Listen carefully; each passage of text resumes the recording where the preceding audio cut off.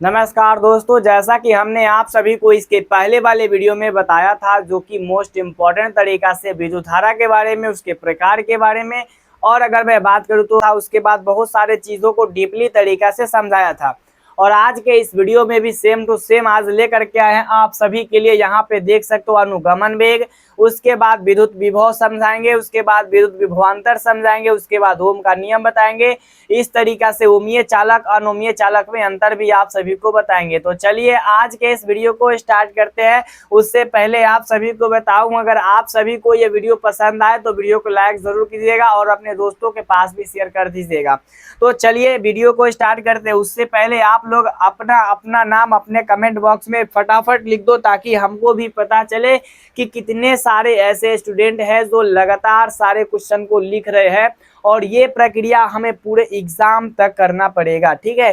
तो यहाँ पे चलिए सबसे पहला पॉइंट समझते हैं, आखिरकार अनुगमन वेग होता क्या है। अनुगमन वेग जिसको क्या बोला जाता है, इंग्लिश में बोला जाता है ड्रिफ्ट वेलोसिटी। और ये बहुत ज्यादा इंपॉर्टेंट है, एग्जाम में पूछे या फिर ना पूछे वो अलग बात है, लेकिन यहाँ पे हमको याद करना चाहिए, इसीलिए क्योंकि ये बहुत ज्यादा इंपॉर्टेंट है। देखिए कहा जा रहा है कि जब एक चालक के सिरों पर विद्युत क्षेत्र लगाया जाता है। अब हम चालक के सिरों पर विद्युत क्षेत्र कैसे लगाएंगे, ये वाला भी बात बहुत ज्यादा इंपॉर्टेंट है। जैसे मान लीजिएगा कि एक कोई तार है, ठीक है। अब ये तार में जब तक हम कोई भी बैटरी या फिर जब तक हम कोई भी ट्रांसफार्मर या फिर कोई भी जो लाइन आता है इसमें नहीं जोड़ेंगे, तब तक यहाँ पे करंट नहीं आएगा, इधर में करंट नहीं आएगा। इसको हम आसानी तरीका से छू सकते हैं। लेकिन वही जब इसी तार को, इसी धातु को, इसी चालक को हम या फिर इसी चालक में अगर हम बैटरी को जोड़ देंगे ना, बस यही ध्यान दीजिएगा, बैटरी को जोड़ देंगे। अब इसमें क्या चीज आ जाएगा, बैटरी जोड़ेंगे तो करंट आने लगेगा। मतलब यहाँ पे हाथ धरेंगे तो क्या मारेगा, करंट मारेगा। अब यही चीज को बोला जाता है अनुगमन वेग। लेकिन जब वह चीज को लिखवाते हैं तो आप लोग इसे बड़ा समझ के और याद नहीं करते हैं। लेकिन मेन पॉइंट यही है कि जब हम किसी भी चालक में क्या काम करेंगे, विद्युत क्षेत्र को लगाएंगे ना, तो उसमें इलेक्ट्रॉन को एक गति मिल जाता है ना। इलेक्ट्रॉन को एक गति मिल जाता है, मतलब इलेक्ट्रॉन चलने लगता है।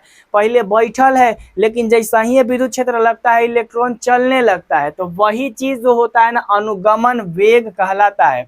देखो क्या लिखा गया है, जब एक चालक के सिरों पर विद्युत क्षेत्र लगाया जाता है, जैसा कि मैंने चालक के एक सिरा पे हमने क्या कर दिया, विद्युत क्षेत्र को लगा दिया, मतलब बैटरी को लगा दिया, ठीक है। यहाँ पे तो विद्युत क्षेत्र मुक्त इलेक्ट्रॉन को, है ना, तार के लंबाई के अनुदिश एक वेग प्रदान करता है। अब विद्युत क्षेत्र क्या करता है, इलेक्ट्रॉन को एक वेग प्रदान करता है ना। जब हम किसी चालक के सिरों पर विद्युत क्षेत्र लगाते हैं तो विद्युत क्षेत्र क्या करता है, इलेक्ट्रॉन को एक गति प्रदान करता है। बस यही चीज हमको याद रखना है, एक गति प्रदान करता है ना। इस वेग को ही हम लोग बोलते हैं, उस गति को ही बोलते हैं हम लोग अनुगमन वेग। और यह 10⁻⁴ कोटि का होता है। आपको इतना बड़ा चीज याद करने की जरूरत नहीं पड़ेगी, कब जब आप बात को समझिएगा। आप आसानी तरीका को से इसे तोप करके, इसे बिना देखे आप इससे समझ सकते हो। ध्यान दीजिएगा, हम इस पे बात नहीं कर रहे हैं, इस पे ध्यान नहीं देंगे। हमसे कोई पूछा कि अनुगमन वेग होता क्या है, हम आसानी तरीका से बताने का प्रयास करेंगे कि जब हम किसी चालक के, अब तो चालक के बारे में आप लोग जानते होइएगा, जिसमें करंट पास होता है, जिसमें करंट लगता है। प्लास्टिक में करंट नहीं लगता है, वो चालक नहीं है। लोहा में करंट लगता है, वो चालक है। चांदी में करंट लगता है, वो चालक है। अगर मैं बात करूँ तो तांबा में करंट लगता है, वो चालक है। इसमें करंट लगेगा तो ये चालक होगा, करंट नहीं लगेगा अचालक होगा, मतलब कि चालक नहीं होगा। तो जब हम किसी चालक में, बैटरी का मतलब विद्युत क्षेत्र, जब हम किसी चालक में विद्युत क्षेत्र लगाते हैं तो विद्युत क्षेत्र के द्वारा इलेक्ट्रॉन को एक गति प्रदान की जाती है, जिसे हम लोग अनुगमन वेग बोलते हैं। अब बात को धीरे धीरे समझिएगा, तब समझ में आएगा। कोई भी चीज एक बैग नहीं आता है समझ में। अगर वो चीज होता तो बहुत सारे स्टूडेंट एक बार पढ़ लेते और जा करके टॉप कर जाते, लेकिन वो नहीं हो पाता है। तो ये जो क्वेश्चन है इसको आप समझने का प्रयास कीजिए ताकि आपको आगे चल के फिर से इसे याद ना करना पड़े। बहुत ऐसे स्टूडेंट होते हैं जो अभी तो याद कर लेते हैं रट के, एग्जाम करीब आता है या फिर एग्जाम सेंटर पे जाते हैं तो वो भूल जाते हैं। तो वैसा आप लोगों को नहीं करना है, प्रोफेशनल तरीका से बस समझ लेना है। आपको समझ आ रहा है या फिर नहीं आ रहा है ये भी आप लोग कमेंट बॉक्स में बताते चलिए। नहीं आएगा फिर से प्रयास करेंगे, लेकिन आप लोगों को झूठ नहीं बोलना है। जो चीज़ रियलिटी में जो समझ में आए तो हाँ, नहीं आए तो एक बार डायरेक्ट बोल दीजिएगा ना। जैसे कि मान लीजिए आप लोगों का कमेंट आ गया कि ना, है ना, एक बात बता रहा हूँ, एग्जैक्ट तरीका से तो नहीं कह सकता हूँ मैं, लेकिन एक बात बता रहा हूँ, नहीं आ गया तो मैं फिर से क्या बताऊंगा एकदम इजी तरीका में। देखो कोई भी तार है उसमें इलेक्ट्रॉन बैठल है, उसमें जब हम बैटरी को जोड़ेंगे तो उसमें जो इलेक्ट्रॉन है वो चलने लगेगा, उसी को बोलेंगे, क्या बोलेंगे, उसी को विद्युत मतलब कि अनुगमन वेग बोलेंगे। बात समझे। यहाँ पे मैंने आप सभी को क्या बताया इस फिगर के जरिए कि एक तार है, इसमें बैटरी जोड़ेंगे, इसमें तो बैटरी जोड़ेंगे मतलब वो विद्युत क्षेत्र है, तो विद्युत क्षेत्र के द्वारा इलेक्ट्रॉन को क्या किया जाता है, एक वेग प्रदान किया जाता है जिसे अनुगमन वेग बोला जाता है। बात समझ में आ गई ना या फिर नहीं आई? अगर आप फिर से बोलोगे कि सर नहीं आई तो मैं फिर से बताऊंगा, और अगर अभी भी नहीं आई ना रियलिटी में तो एक बार वीडियो को पीछे करके फिर देख लो। एक छोटा सा तो बात ही है ना, एक सीधा सीधी मतलब कि चालक है, चालक में बैटरी जोड़ेंगे, आपसे पूछेंगे चलो बताओ बैटरी क्यों जोड़ रहे हैं। अगर मैंने प्रश्न किया आपसे कि बताओ इसमें बैटरी क्यों जोड़ा जाता है, कमेंट में क्या लिखोगे बताओ तो आप सभी को कमेंट में यही लिखना है ना कि सर विद्युत क्षेत्र के लिए हम बैटरी लगा रहे हैं। फिर अगर आपसे मैं प्रश्न करूंगा कि चलो एक चीज बताओ, बैटरी तो विद्युत क्षेत्र के लिए हमने लगा दिया, तो बैटरी का इसमें विद्युत क्षेत्र का काम क्या होता है? आप अकेले हो अकेले कमेंट करो, दो आदमी हो कमेंट करो, उससे मुझे कोई परवाह नहीं है।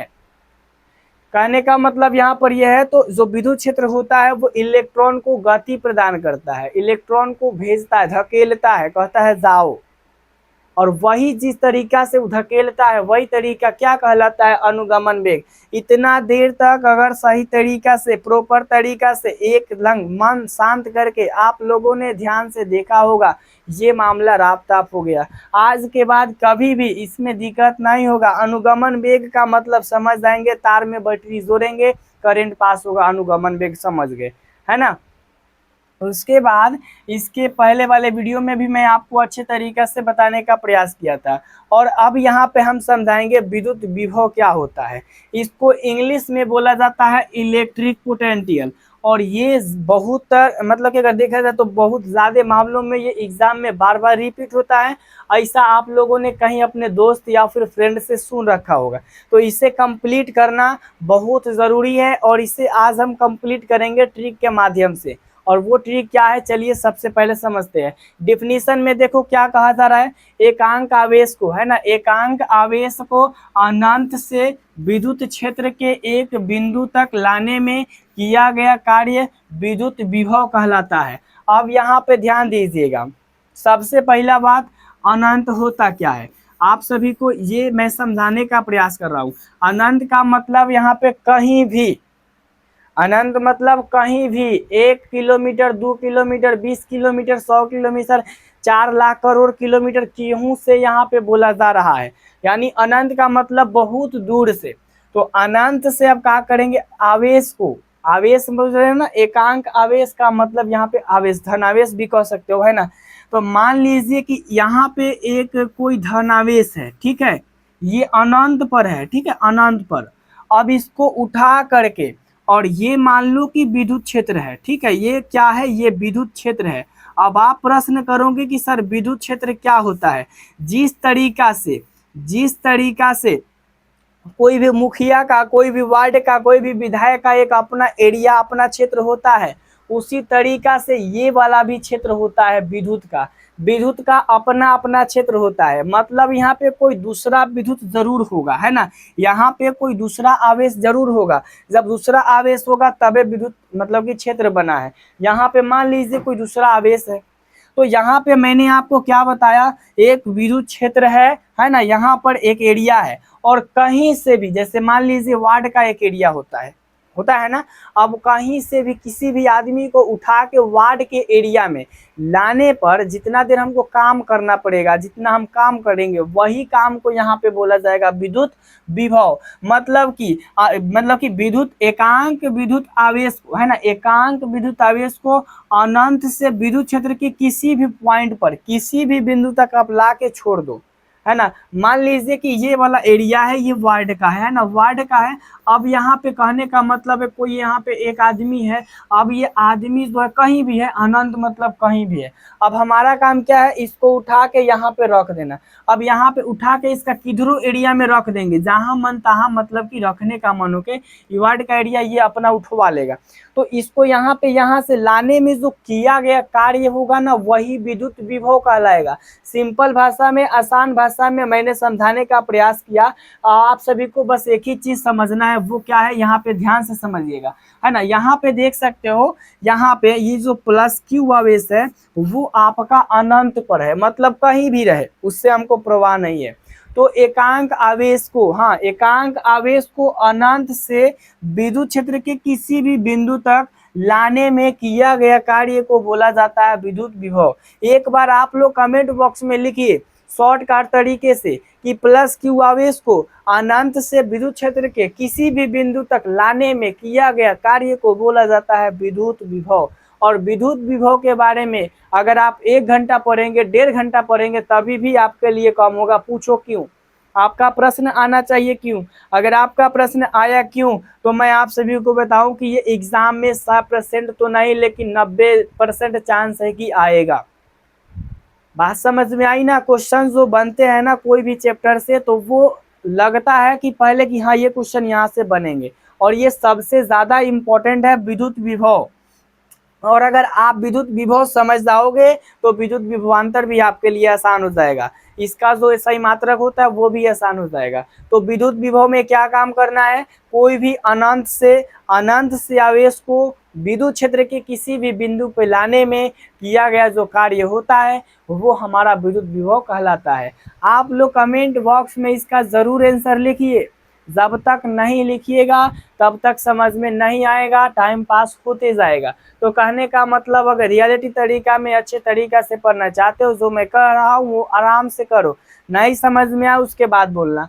बात समझे कि नहीं समझे? विद्युत विभव के बारे में मैंने आपको क्या बताया कि अनंत से किसी भी आवेश को लेकर के विद्युत क्षेत्र में रख दो, और रखने में जो काम होगा वो आपका कहलाएगा विद्युत विभव। बात समझ गए ना? चलिए सभी लोग फटाफट कमेंट बॉक्स में कमेंट कर दीजिए ये क्वेश्चन समझ में आ गया। और ये आ गया तो समझो बहुत बढ़िया काम हो गया, मतलब इसके बाद वाला क्वेश्चन आपके लिए आसान हो गया। ध्यान से समझिएगा, ये विद्युत विभवांतर है, और विद्युत विभव और विद्युत विभवांतर का जो आंसर है, जो एक ऐसा मात्रक है इसका, वो दोनों सेम देखने को मिलेगा। बस आपको ध्यान से देखना है।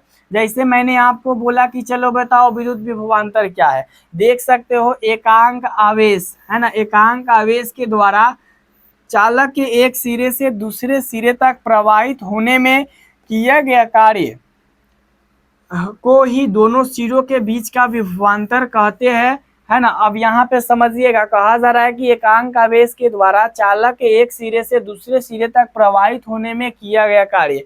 अभी मैंने आपको क्या बताया कि विद्युत विभव में मैंने आपको क्या बताया, चलो बताओ। विद्युत विभव में मैंने आपको ये बताया कि कोई भी आवेश जो है अनंत पर है ना, अनंत से उसको कहाँ लाना पड़ रहा था, विद्युत क्षेत्र में। कहाँ लाना पड़ता था? विद्युत क्षेत्र में। बस यही चीज तो मैंने आपको समझाया, विद्युत क्षेत्र में। और ये लाने में जो किया गया कार्य होता था विद्युत विभव कहलाता था। लेकिन विद्युत विभवांतर में क्या है, ये विद्युत क्षेत्र है ना, इसका एक बिंदु से, ये विद्युत क्षेत्र है, विद्युत मैं अगर बात करूं तो ये विद्युत क्षेत्र है, और इसके एक बिंदु से दूसरे बिंदु तक ले जाने में जो किया गया कार्य होगा ना, वही आपका विद्युत विभवांतर कहलाएगा। मतलब समझिएगा, एकांक आवेश को विद्युत क्षेत्र के किसी भी एक बिंदु से दूसरे बिंदु तक ले जाने में किया गया कार्य को हम लोग विद्युत विभवांतर कहेंगे। ये वाला भी आंसर सही है। इसमें कहा जा रहा है कि किसी भी आवेश के द्वारा, है ना, चालक के एगो सिरा से दूसरा सिरा तक जाने में, है ना, दूसरा सिरा तक जाने में, प्रवाहित होने में जो कार्य होता है वो दोनों के सिरों के बीच का विभवांतर होता है। लेकिन मैंने आपको क्या बताया कि विद्युत क्षेत्र में किसी भी एक बिंदु से, है ना, किसी एक बिंदु से दूसरे बिंदु तक ले जाने में किया गया जो कार्य होता है वो विद्युत विभवांतर कहलाता है। बात समझ में आई कि नहीं आई? प्रवाहित होने में किया गया कार्य दोनों सिरों के बीच के विभवांतर कहते हैं। समझे कि नहीं समझे आप लोग? अभी नहीं समझे होंगे, इसीलिए क्योंकि मैंने इस पे ज़्यादा फोकस नहीं किया, ऊपर से समझाने का प्रयास किया। लेकिन अब समझ में आ जाएगा, बस ध्यान से समझिएगा। यहाँ पे आप जब विद्युत विभव के बारे में पढ़े हैं तो उसमें मैं आपको क्या बताया हूँ कि अनंत से किसी भी आवेश को उठा करके और विद्युत क्षेत्र में लाना था। लेकिन यहाँ पर जो पॉइंट है वो कोई भी एकांक आवेश को एक बिंदु से बस दूसरे बिंदु तक ले जाने में जो कार्य होता है उसे हम लोग कहते हैं विद्युत विभवांतर। बात समझे? एकांक आवेश को विद्युत क्षेत्र के एक बिंदु से दूसरे बिंदु तक ले जाने में किया गया कार्य को विद्युत विभवांतर कहा जाता है। अब बताओ समझ में आया? अभी आपका क्वेश्चन का आंसर आएगा कि नहीं सर समझ में नहीं आया, फिर से बोलिए, ध्यान से समझिए। विद्युत विभव में क्या था? अनंत से हम ला रहे थे एकांक आवेश को, लेकिन यहाँ पर एकांक आवेश को विद्युत क्षेत्र के एक बिंदु से लेके दूसरा बिंदु तक रख देना है। मतलब एक बिंदु कहीं से, यहाँ से मन करे तो यहाँ रख दो, चाहे यहाँ रख दो, चाहे यहाँ रख दो, कहीं भी। तो रखने में जो कार्य होगा उसे हम लोग कहेंगे विद्युत विभव। बात समझे या फिर नहीं समझे? विद्युत विभवांतर बोलेंगे। विद्युत विभवांतर समझे कि नहीं? अब आप लोग जल्दी से कमेंट बॉक्स में बताइए, और अगर समझ गए तो रियल तरीका से कमेंट बॉक्स में इसका आंसर लिखने का प्रयास कीजिए। कॉपी पे तो लिख ही लीजिएगा, इसको उतार लीजिएगा, याद करके अच्छी तरीके से सुना दीजिएगा। लेकिन अगर मैं बात करूँ तो कमेंट बॉक्स में भी लिखने का प्रयास कीजिए कि विद्युत विभवांतर में क्या होता है। एक मतलब कि आवेश को, एकांक आवेश को एक स्थान से दूसरे स्थान तक ले जाया जाता है। बात समझ गए कन्फर्म रूप से? और यहाँ पे आगे हम पढ़ते हैं इसके बारे में, ध्यान से देखिएगा। यहाँ पे विद्युत विभवांतर का एसआई मात्रक वोल्ट होता है। बस एक बात आप लोग ध्यान से कान खोल के सुन लीजिएगा, विद्युत विभव का और विद्युत विभवांतर का दोनों का जो एसआई मात्रक होता है वो वोल्ट होता है। मैं लिख रहा हूँ विद्युत, अगर मैं बात करूँ विभव का, है ना, विद्युत विभव या फिर विद्युत विभवांतर, ये दोनों में अगर मैं बात करूं तो एक चीज कॉमन आप लोग याद कर लीजिएगा, दोनों का ऐसा ही मात्रक वोल्ट होता है। ये बात समझ गए कि नहीं समझे? आप लोग पहले बताइए और 5-5 बार वोल्ट लिख के दिखाइए अपने कमेंट बॉक्स में। चलिए, ये काम तो आप कर सकते हो, जिससे अगर ये काम अगर रियल में करोगे, कमेंट बॉक्स में लिखोगे, तो वोल्ट लिखने पे आपको क्या क्या पता चलेगा, क्या चीज़ समझ में आएगा कि हाँ मैंने कमेंट बॉक्स में ज़िंदगी भर याद रहेगा कि पहला बार 5 बार वोल्ट लिखा था, और एग्ज़ाम में 100% है कि तुम लिख के आ जाओगे। तो जल्दी से आप लोग कमेंट बॉक्स में वोल्ट लिख करके दिखाइए, ताकि हम भी संतुष्ट हो जाए कि हाँ विद्युत विभव का, विद्युत विभवांतर का ऐसा ही मात्रक जो होता है वो वोल्ट होता है। इसके बाद हम आगे बढ़ने का प्रयास करेंगे। चलिए, तो सभी लोगों ने लिख करके दिखाने का प्रयास किया। उसके बाद देखो, जिसे इटली के भौतिक वैज्ञानिक अलेसांद्रो वोल्टा के नाम पर रखा गया, यह एक अदिश राशि है। आपको ज़्यादा याद नहीं करना है कि कौन चीज़ रखा था कौन नहीं रखा था, बस एक चीज़ याद रखिएगा, विद्युत जो विभवांतर होता है वो एक अदिश राशि होता है। ठीक है, विद्युत जो विभवांतर होता है वो एक अदिश राशि होता है। अदिश राशि का मतलब आप लोग जानते होंगे, जिसमें दिशा परिणाम नहीं होता है ना, दिशा नहीं होता है, दिशा मतलब कि बदलते रहता है। बात समझ में तो आपको आ गई होगी। और सदिश राशि जिसमें दिशा होता है। बात समझ में आ गई ना। यहाँ पे आपको यहाँ से लेकर के यहाँ तक अगर कुछ चीज याद करना है तो वो है अदिश राशि। बस विद्युत विभवांतर को अदिश राशि कहा जाता है। इसके बाद यहाँ पे अब हम जानेंगे ओम का नियम, जो कि सबसे ज्यादा इम्पोर्टेंट है और पिछले कई सालों से ये क्वेश्चन नहीं पूछा गया है, तो ये क्वेश्चन पूछे जाने की 100% गारंटी है। अब जब इसे याद करेंगे तब ना कोई भी क्वेश्चन आएगा तो उसे अच्छी तरीका से लिखने का भी प्रयास हम करेंगे।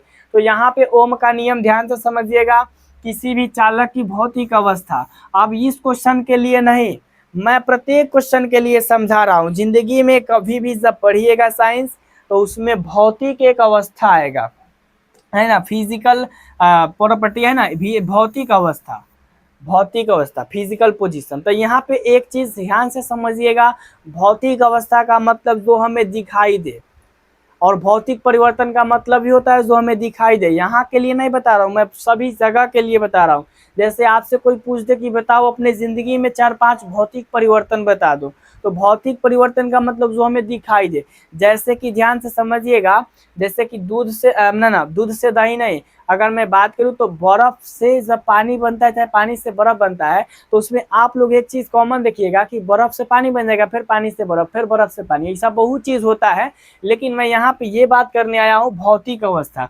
भौतिक अवस्था का मतलब जैसे कि ताप हो गया, टेम्परेचर हो गया, दाब हो गया, प्रेशर हो गया। तो ये सब चीज यहाँ के लिए मैं नहीं बोल रहा हूँ, ये सब चीज मैं यहाँ के लिए नहीं बोल रहा हूँ। बस एक ही चीज यहाँ के लिए बोलूंगा कि किसी भी चालक की भौतिक अवस्था स्थिर रहे। भौतिक अवस्था स्थिर रहे का मतलब है ना तो हम उस पर कोई बाहरी दबाव देंगे, है ना उसको गर्म करेंगे, ना उसको ठंडा करेंगे, और ना उसको जोर से खींचेंगे। ये बात पहले ध्यान से समझ लीजिएगा।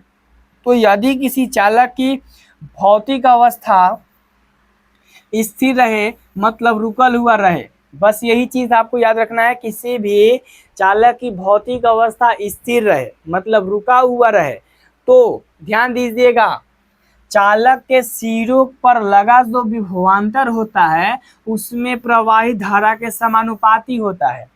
ये वाला चीज बहुत ज्यादा इंपॉर्टेंट है। यहाँ पे कहने का मतलब ये है कि जैसे जो विभवांतर होता है वो धारा के समानुपाती होता है, और यही जो है ओम का नियम है। आप मानो या फिर ना मानो, आप सभी को सबसे पहले बात बताऊं, अगर आप चाहते हो कि नहीं रटना तो बस ये याद कर लो, V माने विभवांतर और I माने धारा। विभवांतर धारा के समानुपाती होता है, और यही चीज जो है ओम का नियम है। और बहुत सारे ऐसे स्टूडेंट होते हैं जो रट के जाते हैं और वहां पे पहला बस लाइन याद करते हैं कि पहला लाइन क्या था। पहला लाइन जब तक याद नहीं पड़ता है तब तक वो उसका आंसर नहीं लिख पाते हैं। तो इसीलिए मेरे कहने का मतलब ये है कि बस एक याद करो, V variable I। V variable I का मतलब धारा जो है, विभवांतर जो है धारा के समानुपाती है। और आप सभी को कभी भी जरूरी पड़े तो मैं बता देता हूं, पहले एक चीज ध्यान दीजिएगा। जैसे A और ये समानुपाती B है, इसका मतलब A जो है B के समानुपाती है ना, A B के समानुपाती है। और वही चीज जब इस तरीके से आपको जिंदगी में कभी भी मिले तो आप कहिएगा A जो है B के व्युत्क्रमानुपाती है ना, व्युत्क्रमानुपाती है, व्युत्क्रमानुपाती है। बस ये चीज याद रखना। यहाँ के लिए मैं नहीं बता रहा हूँ, कभी भी आप लोग जब पढ़िएगा साइंस होके या फिर कोई भी सब्जेक्ट होके, तो वहाँ पे अगर आपको इस तरीका से दिखे तो ये मत समझिएगा कि नहीं ये गलत है। तो कहने का मतलब यह है, V वेरिएबल I हम कब लिखेंगे, जहाँ पे हम लोगों को भौतिक अवस्था स्थिर है।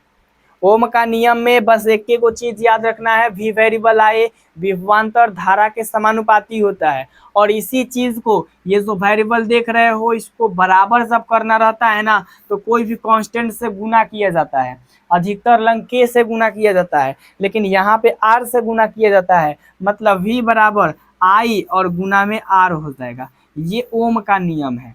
ये क्या है, ओम का नियम है। जहां देखो जहां R एक नियतांक है जिसे चालक पदार्थ का प्रतिरोध कहते हैं। अब प्रतिरोध किसे कहते हैं यहीं से मैं समझा दूंगा, लेकिन डिफिनीशन बहुत सारे ऐसे जो कहते हैं कि सर फेयर के लिए डिफिनीशन चाहिए, वो भी बताऊंगा और यहाँ भी मैं आपको बताऊंगा। और प्रतिरोध का जो मात्रक होता है वो इस तरीके से ओम होता है, ठीक है, ओम होता है। लेकिन मैं आप सभी को सिंपल भाषा में आसानी तरीका से समझाने का प्रयास करूं ओम का नियम, कि चलो भाई बता दो ओम का नियम क्या है, तो आप कह दीजिएगा ओम का नियम भी वेरिएबल आई। एग्जाम में इतना भी लिख दोगे ना 2 नंबर में तो 1 नंबर मिल जाएगा, और इसी चीज के इसी बारे में जब जानकारी लिख दोगे तो 2 का 2 मिल जाएगा। ये बात 100% जान जाइए, और ये जानना जरूरी है जब आप सभी को न्यूमेरिकल बनाना पड़ेगा तो इसका जरूरी पड़ेगा। तो वी वेरिएबल आई का मतलब जो विभवांतर है वो धारा के समानुपाती होता है, इसको बोलेंगे कथी, समानुपाती, हाँ, इस पोजीशन के लिए। और वही अगर इस तरीका से रहता तो हम कथी बोलते हैं, इसको व्युत्क्रमानुपाती। तो कहने का मतलब यहाँ पर यह है कि वी वेरिएबल आई समझ गए ना, और इसको हटाने के लिए आर से गुना करते हैं, जहाँ पे आर क्या है, एक नियतांक है, और जब यहाँ से आर का मान हम निकालेंगे तो भी बटा का आई बराबर का क्या हो जाएगा, आर हो जाएगा। ये बात बताओ सही है या फिर गलत है आपके हिसाब से? मेरे हिसाब से तो सही है। अब एक चीज और इसमें सुन लीजिए, अगर आपसे पूछेगा कि बताओ प्रतिरोध किसे कहते हैं, आप आसानी से कह सकते हो कि यहाँ पे विभवांतर और इसको क्या बोलेंगे, धारा, विभवांतर और धारा के अनुपात को, है ना, इसको क्या बोलेंगे, अनुपात, अनुपात बोला जाता है, और इसको बटा भी बोला जाता है ना, अपॉन भी बोला जाता है। तो भी अपॉन आई को प्रतिरोध बोलते हैं, भी बट्टा आई को प्रतिरोध बोलते हैं। ये सब अच्छा सूट नहीं करता है, लेकिन वही चीज अब आप कहिएगा कि विभवांतर और धारा के अनुपात को, विभवांतर और धारा के अनुपात को प्रतिरोध कहते हैं, सभी लोग मान जाएंगे, सभी लोग कहेंगे हाँ आपने सही बोला। बात समझ में आई? मैंने आपको क्या बताया प्रतिरोध के बारे में, कि सीधा सीधी विभवांतर और धारा के अनुपात को प्रतिरोध बोला जाता है। कंफर्म रूप से इसे निपटा देंगे, ना तो इसमें कोई झंझट रखेंगे, ना भी इसमें हम मतलब कि कुछ अदरवाइज याद करने का प्रयास करेंगे। बस ओम का नियम अगर हमको बोलना होगा, हमारे जैसा आप भी बोलिएगा, बस आसानी तरीका से हम ताकेंगे इधर बोलेंगे हाँ ओम का नियम में ये होता है कि भौतिक जो अवस्था होता है, जो भौतिक प्रॉपर्टी होता है ना, वो स्थिर रहता है। और भी वेरिएबल आई मतलब विभवांतर जो होता है धारा के समानुपाती होता है। बस हो गया, आप आसानी तरीका से बोल सकते हो। और नखरा दिखाना है तो नखरा दिखाने वाला आदमी नखरा तो दिखाई करता है, लेकिन अगर आप स्पष्ट रूप से बता सकते हो तो आसानी से बता सकते हो, इसमें कोई झंझट नहीं है। अगर कोई कहे कि ना इसमें बहुत झंझट है, बहुत भारी है, तो समझ जाओ क्या है। इसके आगे मैं कुछ नहीं बोल सकता हूं, क्योंकि आप सब समझ गए होंगे मैं क्या कहना चाहता हूं। क्योंकि अभी का जो जनरेशन है ना बहुत टैलेंट वाला है। यहाँ पे मैंने आपको बताया ओम का साइन इस तरीका से होता है, आर जो है नियतांक है, इसको प्रतिरोध बोला जाता है। आंख बंद करके अगर मुझसे कोई पूछेगा सर बता दीजिए प्रतिरोध के बारे में, हम बोल देंगे कि विभवांतर और धारा के अनुपात को प्रतिरोध बोलते हैं। जिस तरीका से मैं बोल रहा हूँ उस तरीका से आप बोलने का प्रयास कीजिए, जिस तरीका से मैं समझा रहा हूँ उस तरीका से आप किसी और को समझाने का प्रयास कीजिए। जब आप किसी और को समझाने का प्रयास कीजिएगा आपको वो क्वेश्चन अपने आप आ जाएगा। ये बात आप लोग जान जाइए। इसके साथ ही साथ अगर मैं बात करूं तो ये ओमीय चालक क्या होता है, हाँ आप सभी को तो पता होगा। चालक माने जैसे करंट पास होता है, और चालक माने जैसे करंट पास ना होता है। तो ओमीय चालक, ओमीय कंडक्टर मतलब होता है जो ओम के नियम का पालन करता है, जो ओम का नियम का पालन करता है, मतलब जो ओम के नियम के कहे अनुसार चलता है। और अनोमीय मतलब अनोमीय चालक मतलब जो ओम के नियम का पालन नहीं करता है। बात समझ गए? इसमें ज्यादा मैटर नहीं लाना है। जैसे कि आप ये देख सकते हो डायोड ट्रायोड का नाम आप लोग सुने होंगे, नहीं सुने होंगे गूगल पे सर्च करके देख लीजिएगा। ये चीज आपको देखने को मिलेगा कहाँ पे, तो जब आप लोग देखिएगा कोई मशीन खुलता है ना, तो इस तरीके से चीज आपको देखने को मिलेगा। अभी आप देखे होंगे या फिर नहीं देखे होंगे, तो चलिए नहीं देखे होंगे तो कोई बात नहीं है, आप सभी को बता दूं। इसका अगर मैं बात करूं डायोड ट्रायोड, आप लोग सब सर्च कीजिएगा डायोड के बारे में तो ऐसा देखने को मिल जाएगा। तो ये जो है ना ये ओम के नियम का पालन नहीं करता है। बाद बाकी अगर मैं बात करूं तो यहाँ पे जैसे धात्विक तार हो गया, कोई भी धातु का तार, अगर मैं बात करूं तांबा हो जाए, लोहा हो जाए, बहुत सारा चीज की अगर मैं लोहा बोल रहा हूँ, हाँ लोहा भी हो जाए, चाहे तांबा हो जाए, चांदी हो जाए, जो चीज से मतलब तार बनता है वो ओम का नियम का पालन करता है। बात समझे? लेकिन ये जो आप चीज देख रहे हो ना डायोड बल्ब, ट्रायोड बल्ब, ये सब चीज ओम का नियम का पालन नहीं करता है। इसके बाद एक और क्वेश्चन है प्रतिरोध।